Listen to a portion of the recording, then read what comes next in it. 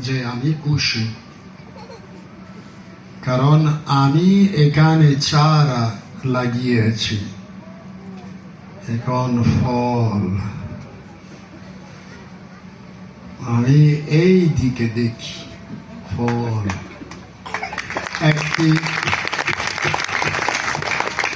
একটি সুন্দর ফল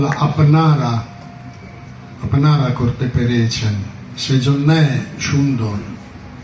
এবং আমরা জানি যে সৌন্দর্য আমাদের দেখতে ভালো লাগে, সেজন্য আমি খুবই আসলে খুশি যে আপনাদের মাঝে উপস্থিত থাকতে পারলাম এবং আমরা একসাথে মিলে ঈশ্বরের আশীর্বাদ নিয়ে, ঈশ্বরের অনুগ্রহ নিয়ে আমরা আমাদের জীবনে আগাচ্ছি ঈশ্বরের দিকে, ঈশ্বরের পথে।